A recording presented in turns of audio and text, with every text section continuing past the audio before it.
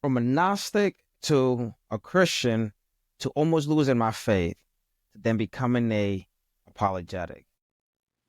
That is my origin story. Welcome to the Freedom of the Pulpit podcast, where faith, culture, and lifestyle will collide harmoniously. I am your host, Minister Frankie, and on today's episode, this is something that I've learned. If you are a content creator, they tell you to do this within the first or second episode of a podcast and things like that to let people know. But I truthfully believe that the other topics were kind of fire. So I went with that. But on today, I decided, because a person in my church came to me and told me I did not know this about you. So I decided to give my origin story and how I got to where I am today as a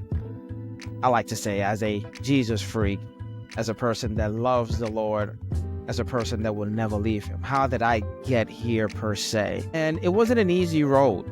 And that road wasn't easy when I became a Christian. Because there was at one point in my Christian walk that I completely and utterly lost my faith. But we'll get there. Let's start from the very, very beginning. This is my origin story. So I was born and raised in Panama City, Panama. Yes, I am Hispanic. If you have listened to the previous episodes, you know that I've mentioned that I'm Hispanic. 100%. Born and raised in Panama. And it was beautiful. I love the fact that I grew up the way that I did. And I was born and raised in Panama. My family, my mother's side, their last name is Thomas. I'm sorry. My father's family side is Thomas, and my mother's family side is Cunningham. So my full name is Fernando Thomas Cunningham Jr. When you're Hispanic, we used both last names, the father's last name and the mother's last name. So that is my full government, you can say. Fernando Thomas Cunningham Jr. Because I was my father's, quote unquote, I was my father's first son. So my great-grandfather worked on the Panama Canal from my mother's side. And he was brought over by the United States to finish the Panama Canal after the United States took over for France. He was brought over. Even though he was supposed to go back to Jamaica, he stayed in Panama. So there goes my roots, Jamaican roots. But I was born and raised in a place called La Central in Panama. The name of the hospital that I was born in is called St. Thomas, Santo Tomas, right? So I was born and raised and lived in the street called Juan Besosa, and we grew up poor. We were poor. What I remember was living in a one-bedroom, and this one-bedroom was huge, and living in one bedroom, sleeping in the same bed with my cousins. And yes, sad to say, from time to time, I was the cousin that wet the bed. That was me, okay? I'm not ashamed to say it. Hey, it happened, right? So I was that cousin.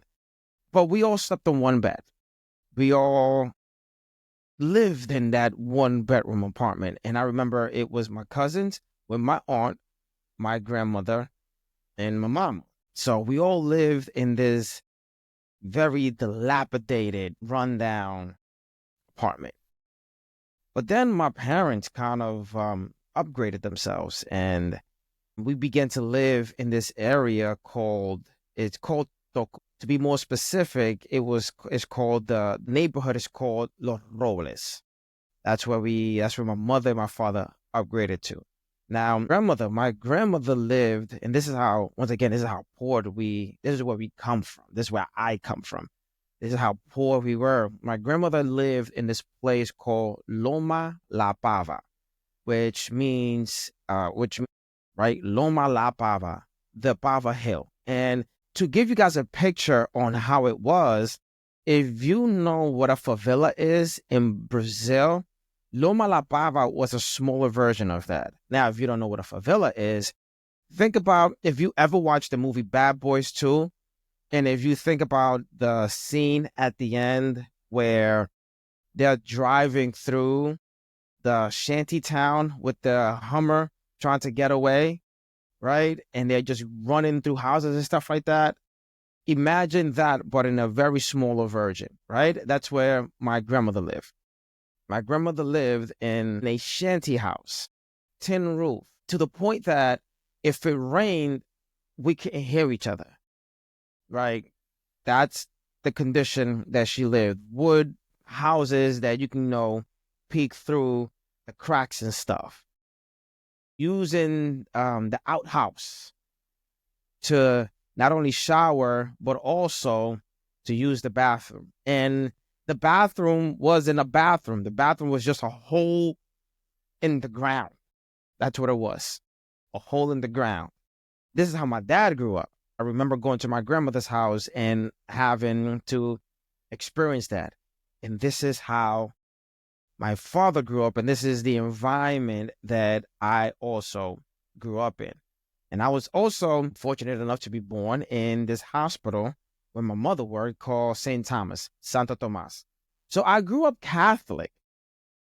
That I remember too, because we never went to church. We believe in God. We had the pictures of white Jesus on the wall and stuff like that. So we grew up Catholic. I don't ever remember going to church when I was younger. Don't remember at all. And that basically, you could say, framed my parents' religious belief, because it didn't do anything for me, none whatsoever. We weren't going to church. I don't remember ever assisting church in Panama. Now, if you ever heard of Operation Just Cause, right, which was the military operation that the United States embarked on back in 1989, right? Operation Just Cause, if you ever heard of it, I was there for that.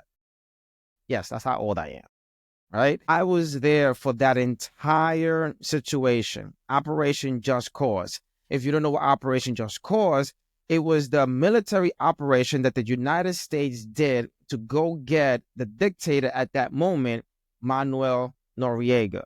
Now, there is a wonderful documentary about that called The Panama Deception on YouTube. If you want to learn more about that, I would suggest for you to go on YouTube, because I just finished watching that this past Christmas with my mother, and I watched it years ago. This documentary came out years ago.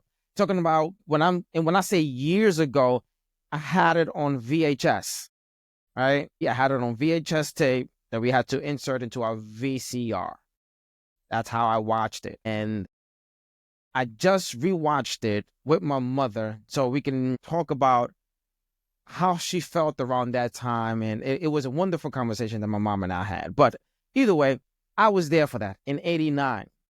And if you want to know exactly how things happen, go ahead, do your research. Operation Just Cause. The documentary is called Panama Deception. Go ahead, watch it. Very good documentary. So my first experience with the spiritual world, with the spiritual realm, came around when I was 5 to 6 years old. Now, we were living in Los Robles, right? My parents had a 3-bedroom house. We had a house, right? From living in a 1-bedroom apartment, my parents did their thing.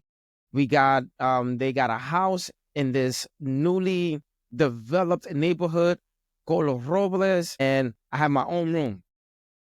My parents had their own room, and if I'm not mistaken, I think my brother had his own room, right? So I remember one day waking up, must have been the middle of the night, 1 o'clock, 2 o'clock, somewhere around there, right? I just remember waking up, and for some reason, I didn't move, right? I didn't move, woke up, and I looked to my left. And in my left-hand side, I had my dresser, right? And on my dresser was against the wall, right? My dresser was against the wall. But when I looked over there was a small figure with a green shirt on and jumpers, right? Now you would think he looked like Luigi, right? But it wasn't Luigi. If I'm not mistaken, I didn't have Nintendo at that time, and that's what I saw.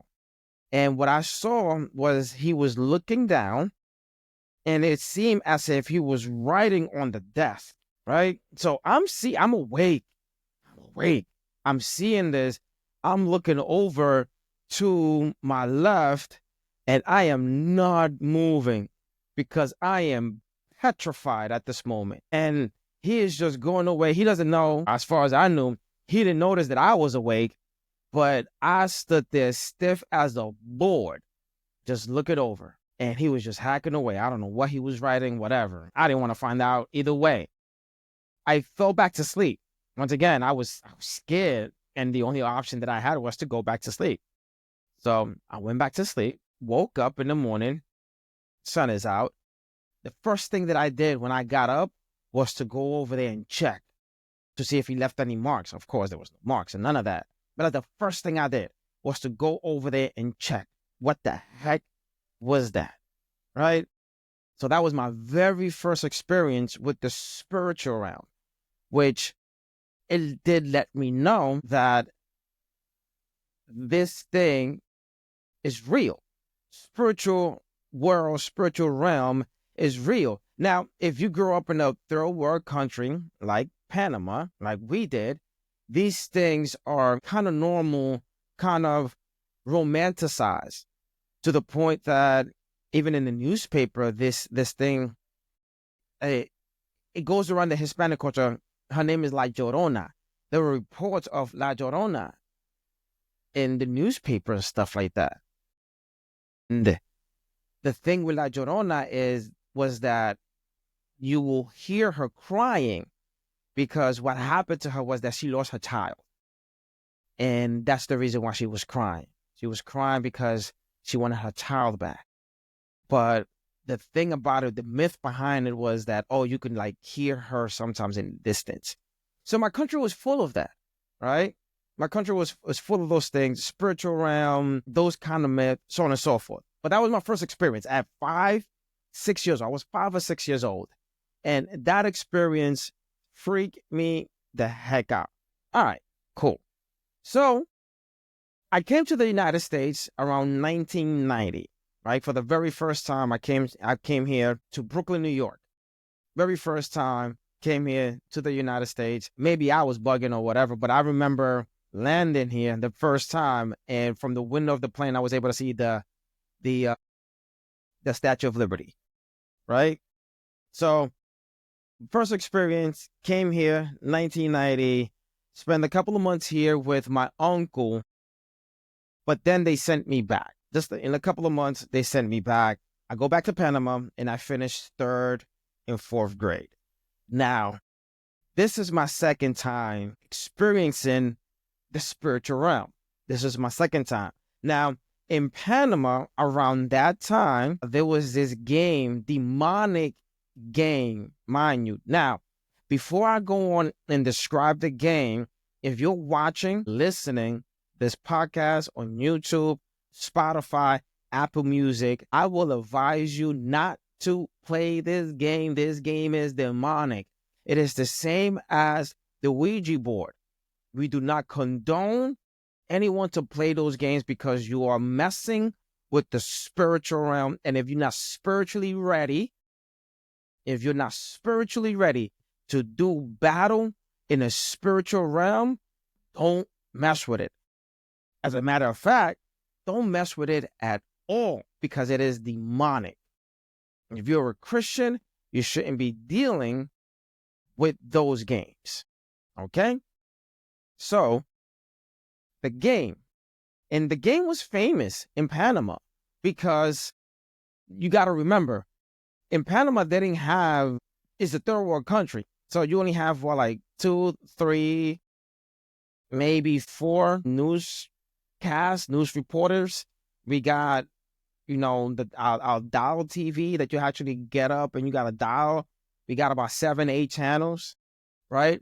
So they did a report. One of those news channel, they did a report on the game. So the reason I say that it was famous is because if they're doing a report on it, a lot of people are going to watch that report. Once again, there's not that many channels, so there isn't that much to entertain yourself with when it came to TV, right? So the game is like this. So the game is 6 pens, and I played it once, and that's how I know it was real. It's 6 pens, and these 6 pens you connect in a rectangle, and you will call out his name, right? The name of the game is Juanito, right? And then you will call out his name, right? And after you call out his name, you'll ask him questions, and the pens will move on their own. The pens will move inwards to make 2 triangles. That meant yes. The pens will move outwards, which meant no. And if you ask them a question and you got them angry, the pens will stand up, will stand straight up. Now, the reason I know this game is real is because I played it once. It's very hard, once again, if you're holding this thing, it's very hard for me to manipulate your end. Very hard. Because these are regular, big pens. You're holding it with 2 fingers and stuff like that. So to manipulate it in and out, I remember playing the game and the pens moved by themselves. They moved by themselves. And it didn't freak me out. I was kind of a bit flabbergasted. And honestly, it was stupid. I was jumping for joy because I asked him a stupid question. I asked him if this girl liked me. Right? The girl that I was calling my girlfriend at the time. And he said yes. So I was jumping for joy. Right? Stupid. Whatever. But it moved on its own. It really did. So that was my second experience with the spiritual realm, with the demonic world. Let's just say that. Let me clarify that. My second experience with the demonic world. And to generalize it, yes, with the spiritual world. My second experience. So from an early age, I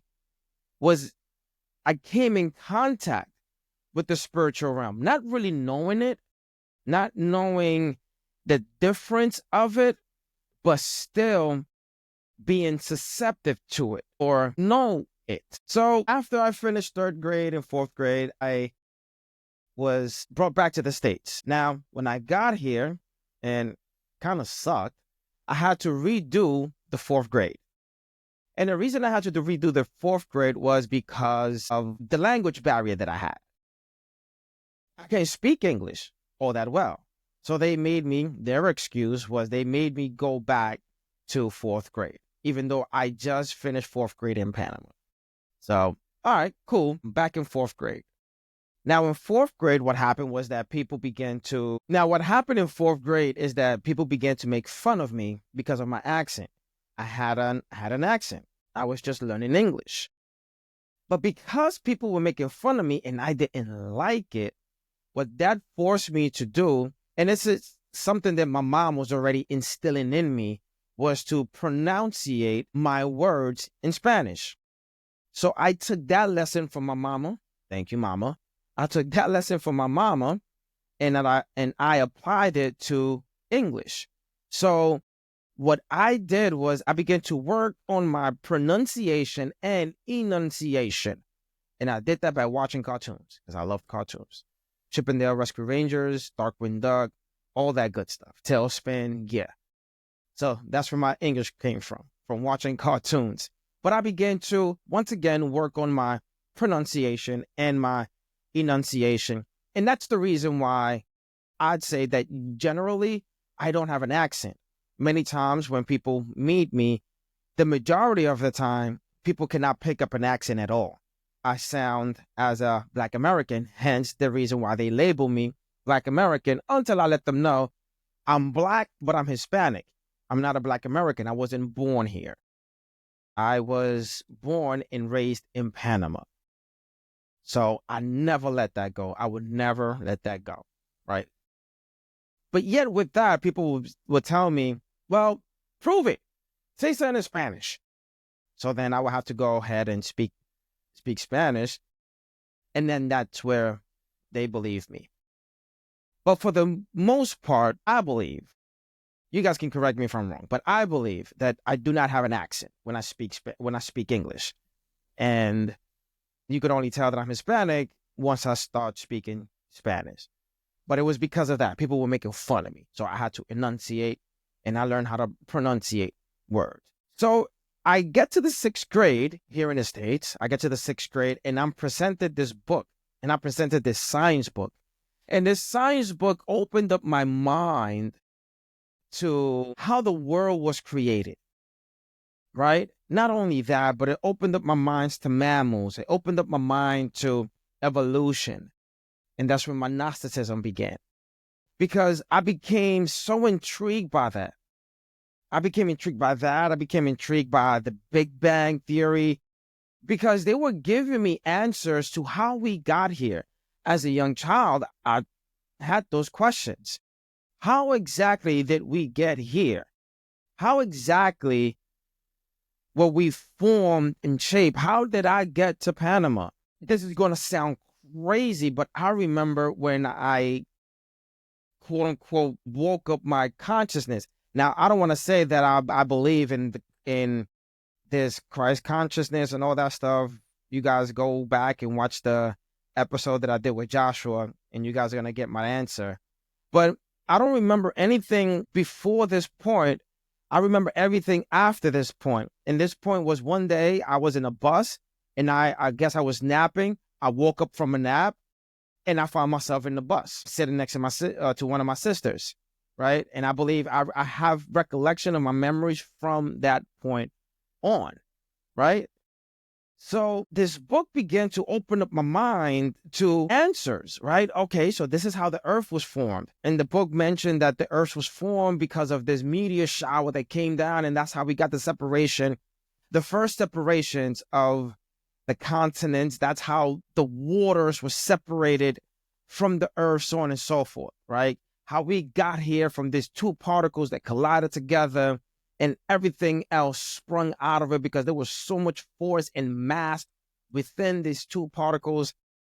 How we developed from ape-like, or from apes, then to be able to stand up upright, so on and so forth. So I was getting these answers, right? And that made me want to search more and more, learn more about our origin, learn more about us human beings, learn more about the universe.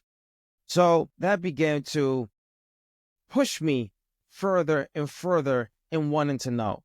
But one day, I asked my old pastor, the church that I used to go to before I left it, and I must have been, once again, very young, preteen, maybe early double digits, right? And someone asked this question. I don't remember asking this question, but someone asked this question to the pastor, because I do remember that it was some kind of like Sunday school type setting. And they asked this pastor, why can't we see God?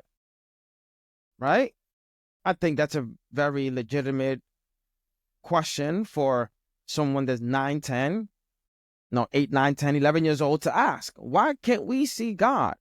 Well, his answer was, well, you know how and I'm not making this up. I am not making this up. This was his legitimate answer to us, right? He said, well, you know how the earth is the third planet from the sun? And we were like, yeah. And he's like, well, God is behind the sun. That's what he told us. He told us that since we are the third planet from the sun, we can see God because he is behind the sun. Now, as a child, you run with that until, once again, you begin to learn that the earth rotates, and that's why we got 24 hours in a day. It rotates on its axis. So we got 24 hours in a day.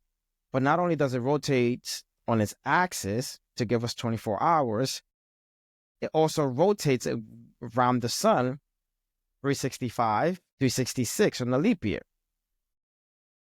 That's the reason why when people celebrate their birthday, I just had a friend post it up on Facebook, and she goes, another turn around the sun, right? 1 year, it takes 1 year.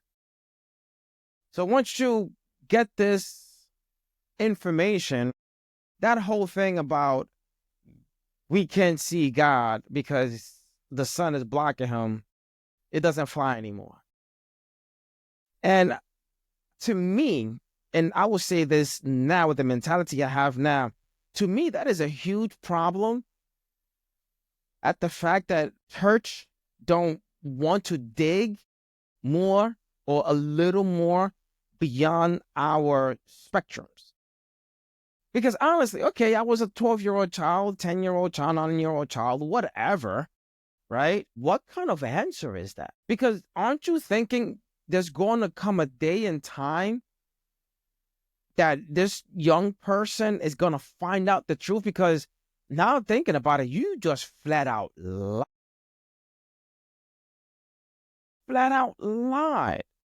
And I'm assuming he flat out lied because he really couldn't describe why we can't see God, right? And I believe we have to, as a church, we have to do a better job at that. Much better job at that. Why is that? Because I continued going to school, and in school, once again, learning about how our planet is or how our universe is, that answer that he gave me was debunked right away. Debunked. Hence the reason why I said I began to become more of a Gnostic, because I wanted more and more and more. So it got to a point where I was just going to church. I was just going to church because I was told to. I was told to go to church. And as my mom will tell you, I'm not saying it, it's from her, it's from my mama. I was a good old boy, right? I was a child that never ran wild. I was a child that I didn't like getting in trouble at all. So I did what I was told. And my parents, my mother loved me for that, right? I didn't do anything. I didn't cause her any gray hairs or any of that. So I did what I was told. And what I was told was go to church. Go to church. All right, cool. So I went to church because I didn't want to get in trouble with my parents. But it's not like I was believing. I just learned to appease them. And yes, I was learning about the Bible and stuff like that, but it was nothing too deep. Nothing too deep like the knowledge that I was getting from school, right? So as soon as I turned 18 years old, my mom gave me an ultimatum. Not an ultimatum. My mom gave me a choice. She said, well, now that you're 18, and now that you are grown, you can make the choice to either go to church or stay home. And to me, that choice was easy. NBA on NBC, watch the Knicks versus Bulls on Sunday. All right, cool. I'm staying home. I don't gotta go to church no more. Now it's my choice because I was being forced before. I didn't have a relationship with God at all. I knew about him, but didn't really know him. So I like to tell people that I went to church, but I wasn't in church. I went to church, but I was not in church at all. So I didn't go. I stopped going. It's like, why am I going? So I stopped going. Interestingly enough, that didn't last long. Because that same summer, I got together with my ex-wife. Now, my ex-wife and I made our official date August 8th of 2000. School ends around, June 20-something, right? Last week of June. So me not going to church didn't last long. It lasted maybe 3 weeks, maybe a month. Because my birthday is June 11th. So after June 11th, I stopped going, right? Stopped going to church. But then during the summer, I started hanging out with my ex-wife.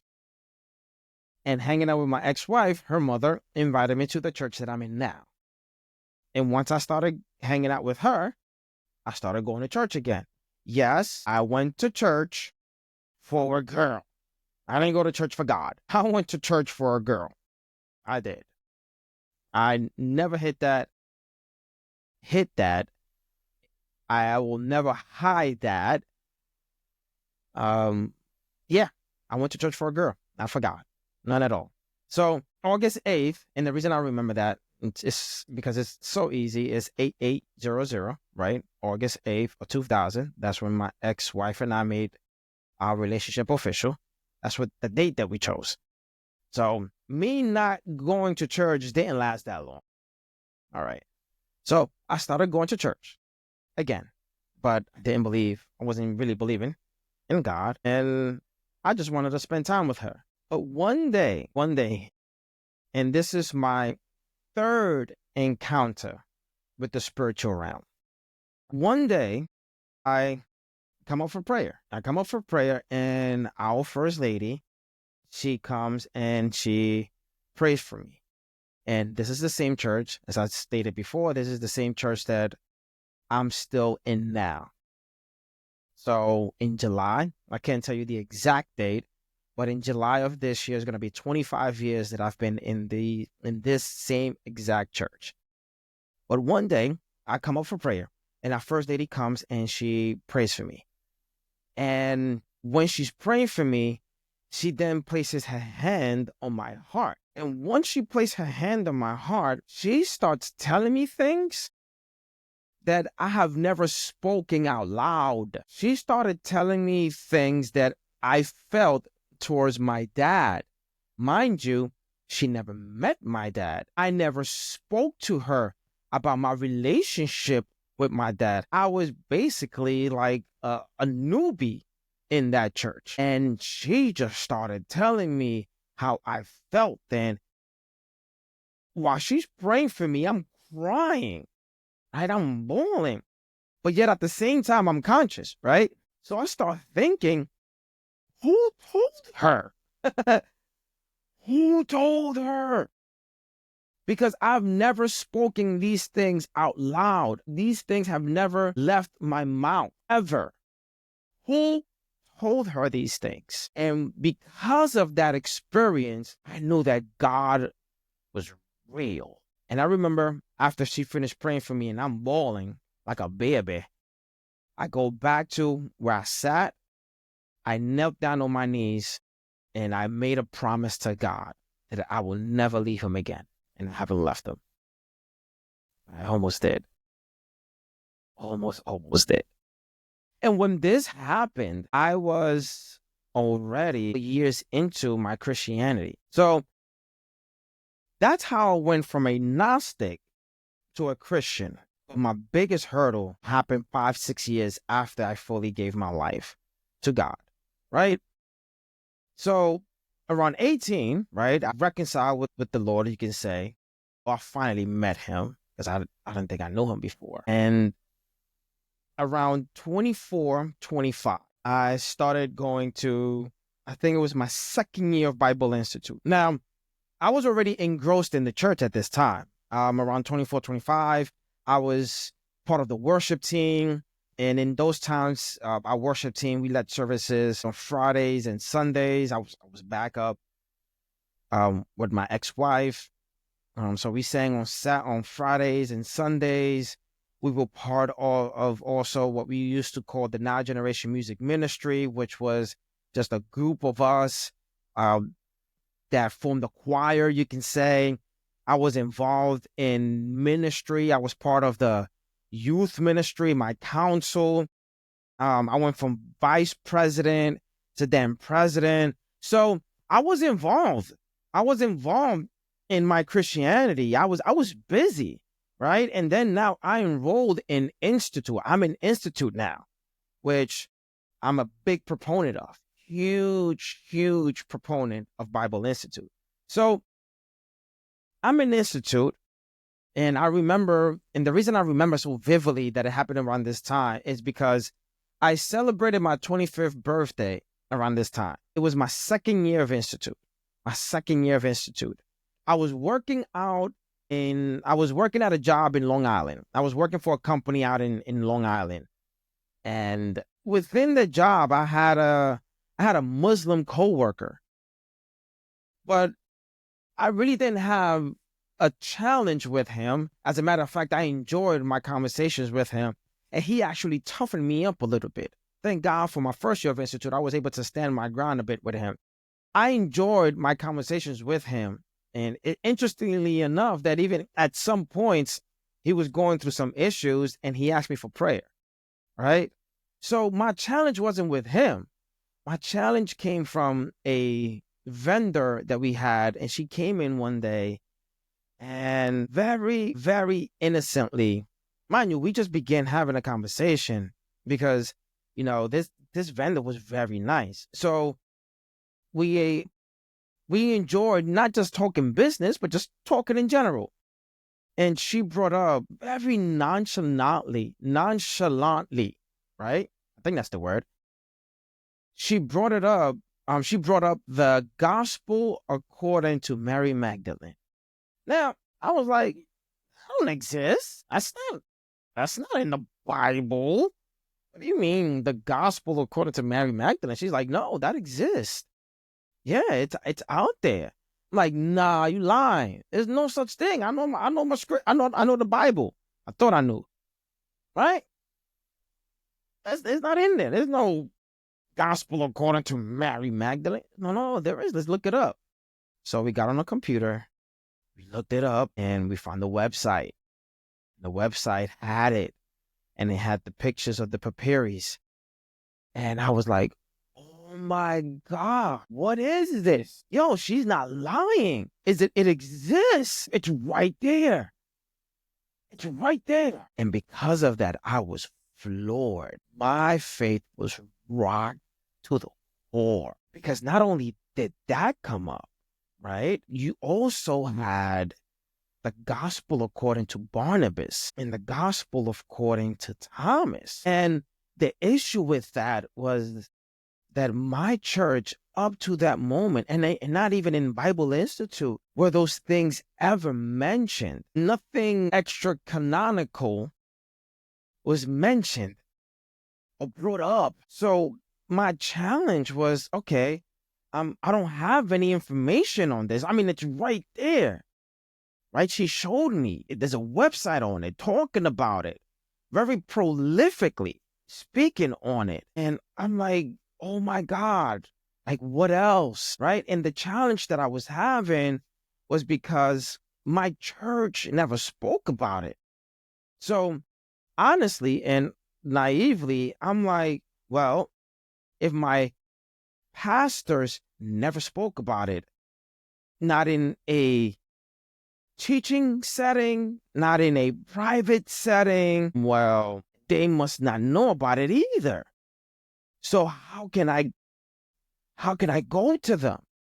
Right? That was my mentality. I've never in the 5-6 years that I've been going now to this church, because I started when I was 18 and now I'm 25, right? So in the 6 going on 7 years that I was in this church, nothing was ever mentioned. Nothing about not just the gospel of Mary Magdalene, but the other ones, gospel of Thomas and Barnabas. So oh my God, how can I talk to them about that? And how can I come up to them and express to them that, my God, my faith has been rocked? Because once again, what else is out there? And the questions that I was having was not only what else is out there, how come it's not in there? How come it's not in the Bible? So I went through a season of just travailing in prayer. And it was such a struggle for me. My ex-wife at that moment didn't know either that I was going through it, because I didn't reveal it to no one. How do you reveal to someone that your faith has been shaking to its core? Right? How do you express that? Especially somebody that's already walking in ministry, somebody that is working with the youth and is singing every Sunday and every Friday about this God, right? Seeing the manifestation of the Spirit and so on and so forth, because I go to a Pentecostal church. I'm Pentecostal. So how do you express that? Now your faith has been rocked, and do you truthfully believe? Because what else is out there? What else are they not showing us? What else are they hiding from us? So I had such a struggle with this, such a fight with this, and in prayer. And I can honestly say I wasn't getting answers in prayer. I was just feeling empty and void because, oh my God, tears and this pain and prayer and depression, because I'm like, has this all been a lie? And I struggled with that for a couple of months. But then, thank God for his provision. Thank God for his humanistic provision. And what do I mean by that? Is that I had a job, no longer in Long Island, but now I have this other job that I drove around and like examined, inspected fire extinguishers and stuff like that. So I had to drive a lot. That car didn't have no CD player, none of that. I didn't have the extra connection, to listen to music. There was no Spotify in that time. Napster was around, but once again, you had Napster. You were burning CDs and stuff like that. LimeWire, burning CDs, right? That's my time. But there was no Spotify. There was no Apple Music. There was none of that. So I'm like, man, I'm driving around. I need to feed myself before I lose my mind. And I found this station. I forgot the station. It wasn't Radio Vision. It wasn't 1330 a.m. It was this other Christian station on the AM dial. And I began to listen to people outside of Pentecostalism, right? And that in itself began to broaden me so much. And I began listening to guys like Alistair Begg and Dr. Michael Youssef and Dr. David Jeremiah, right? They had these radio programs.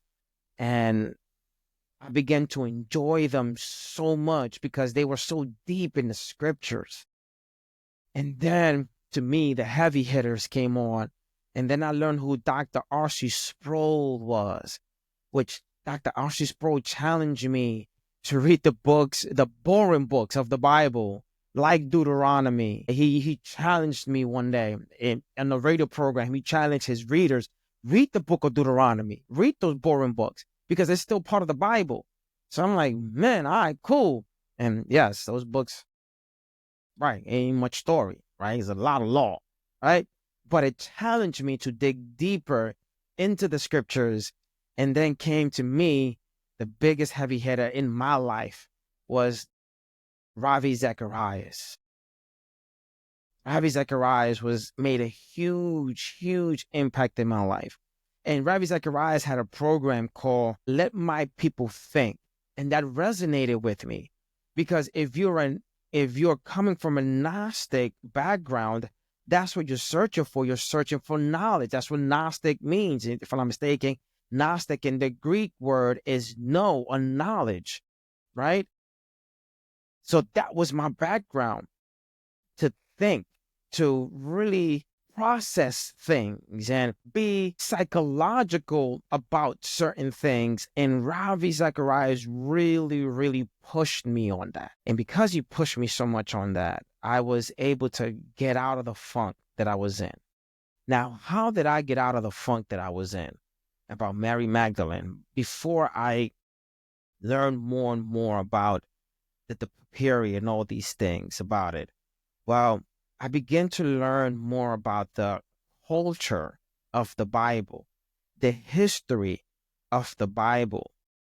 I began to read the Bible as an outsider, right? And what I mean by that is, why was this written like this? I began to put myself in that time frame. So the very first question that I was able to give or to answer when it came to Mary Magdalene was that if you know the history of the Bible and you know the time that they were living in, and you know the plans of God and the plan of Jesus, a female was not allowed to enter into the temple and teach. So for her, and not saying that she didn't walk with Jesus, But for her writings to be accepted would have been a stumbling block to his ministry, because it would have never made it in, because of the culture, because of the time. That was the first answer that I was able to develop, because the gospel needed to be spread. And I'm sorry, I cannot use her if I want the gospel, my words, to be spread out and read within the temple. Hence the reason why the Apostle Paul was chosen, because he was able to get in not only with the Gentiles, but because he was a Jew of a Jew, he was able to get into the temple and preach the gospel.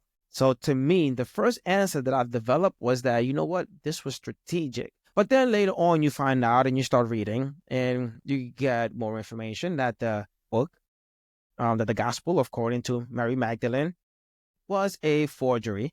And the reason that they say is a forgery because it was written on a papyrus that is carbon dated back to the 2nd century, around 190 to 100 AD.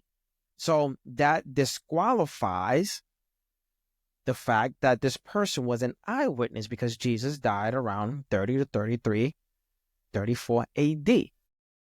And most of the people that died, well, I'm sorry, not most, all the apostles died before the turn of the century. So whoever wrote this was not an eyewitness of who Jesus was. But then it also has some kind of contradictory teachings within the papyrus itself. So that is another reason, which once again I learned afterwards. But the reason I learned that afterwards is because I then developed this hunger. You know what? I don't want anyone else to go through what I went through when my faith was rocked. So let me learn as much as possible about the things that are not normally taught in school, Bible Institute, Sunday school, about our religion, about Christianity, and let me get to the point where I can defend it. And that is when my apologetics kicked in, because apologetics is just bringing up a defense, which we get from 1 Peter 3:15, being able to give a defense. And that's where my hunger of apologetics developed. And that is the reason I am who I am on today. From a Gnostic to Christianity, to my faith being rocked, to loving Jesus with all my heart, all my mind, and all my soul, and be able to stand firm and say Christianity is the only true religion. Christianity, it is the only religion that points to the real living God. And Christianity till this day has stood the test of time. And no other religion can prove itself and defend itself like Christianity. No other religion has had the impact or has such an intact worldview like Christianity. That's the reason why I can boldly stand here and say that. Man, so I hope you enjoy this journey, my origin story, how I went from a Gnostic Christian to getting my faith rocked to now being amateur apologetic, because there are some great apologists out there that I love listening to. I name dropped them before, but I'll continue to name drop them. I don't care about recognition or any of that. If they ever recognize me name dropping them, but these guys are great. Like God Apologetics, a Sam Shamoon, a Mike Jones, Inspiring Philosophy, David Wood. Of course, you have your Ravi Zacharias, your Frank Turek, your Sean McDowell's. Who else? I can't forget Dr. Michael Brown. Woo! Dr. Michael Brown, Dr. James White. Man. Some heavy hitters. I don't I don't hold a candle to these dudes. These dudes are major, major, major. I'm still learning from them. I'm still learning from them. Try the Apologetics. Man, so many. Vocab, Malone. Check those guys out. Check those guys. Those are the guys that I watch. Those are the guys that I listen to. Those guys are tremendous. Now the guy that's blowing up right, Dr. Wesley Huff. Woo! Dr. Wesley Huff, and I mentioned him before, but Mike Jones, inspiring philosophy. I thought I was being expanded. That young man has expanded me even more, but I love them. God bless each and every one of them, because they truly have helped me establish myself and be able to defend the gospel. Be able to defend the gospel so much, standing the test of time till this day. Well, I hope you have a wonderful, wonderful day. I hope that you enjoyed my origin story, how this little black Hispanic boy has made it to this point. It's been the grace of my Lord and Savior Jesus Christ that I'm able to stand here and give you guys the story. I hope that you were blessed by it, and if you haven't done so yet, please subscribe to the channel, like the video, share the video if you believe that it's going to be a blessing to someone. We are also on Spotify and Apple Music. Go over there, listen to it, like it, all that good stuff. But either way, God bless you, God keep you, and have a wonderful